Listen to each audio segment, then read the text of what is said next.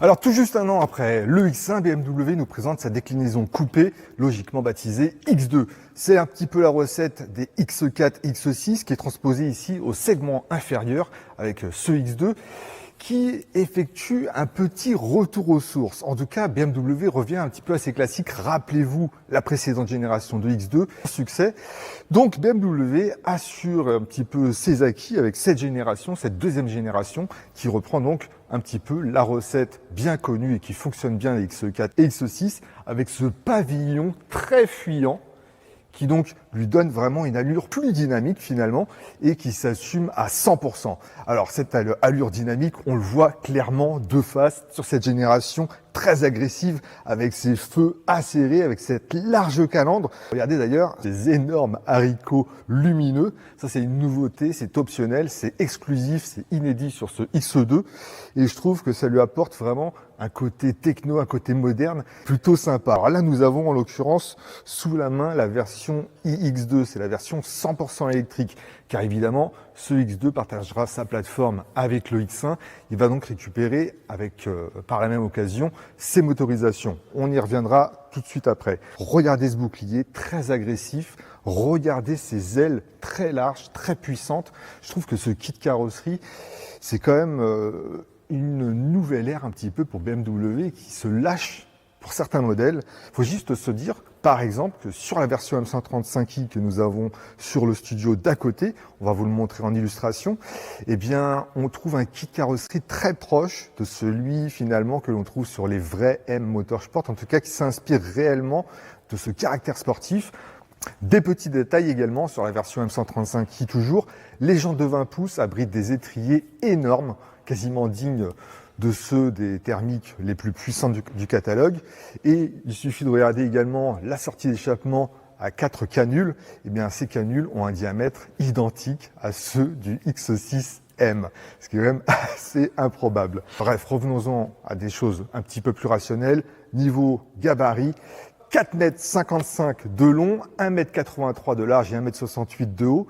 Alors c'est 5 cm de plus qu'un X1, c'est 20 cm de moins qu'un X4 et c'est surtout 19 cm de plus que la précédente génération de X2. Donc nous n'avons pas du tout affaire au même véhicule, aux mêmes prestations, à la même polyvalence. On le voit également à bord, regardez, on trouve le mobilier du X1 avec cette belle dalle numérique qui combine le bloc d'instrumentation et le système multimédia derrière un écran unique. On trouve de matériaux très flatteurs, une belle ergonomie. Comme toujours chez BMW, c'est simple, c'est épuré. Le niveau de qualité des matériaux est quand même assez impressionnant. Sur un X2, donc un segment qui est relativement commun, en tout cas abordable de nos jours, je trouve que la qualité perçue à bord est vraiment assez intéressante. On continue vers les places arrière, parce que sur ce X2, c'est peut-être là que vous vous posez des questions au niveau de l'habitabilité avec ce pavillon fuyant. Eh bien, je peux vous assurer qu'en dessous d'1,90 m, vous n'aurez pas de problème pour accéder à bord, vous n'aurez pas de problème au niveau de l'habitabilité, à la garde de toit, au niveau de la garde de toit ou d'espace aux jambes. On va continuer encore un petit peu avec ce coffre, parce que cet arrière vraiment est très imposant. C'est vraiment le profil qui m'a le plus surpris lorsque j'ai découvert ce X2.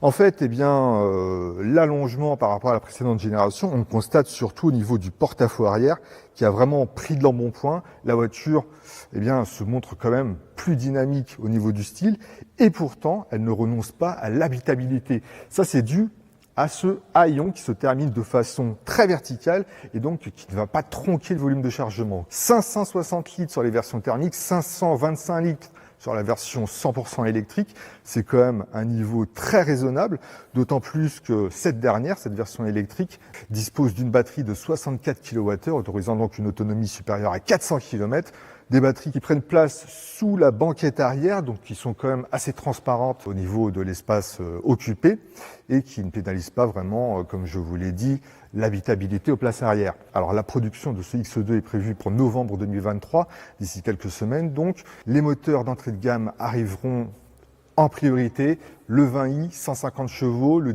18D 170 chevaux, accompagné de la version haut de gamme essence que je vous ai déjà présentée, la M35i, forte de 300 chevaux quand même, et surtout donc évidemment de la version 100% électrique qui dispose de 2 moteurs, donc pour une puissance combinée de 313 chevaux.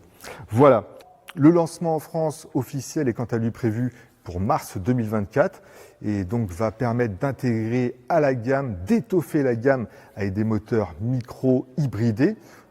Ça, pour le coup, on aura le temps d'en reparler.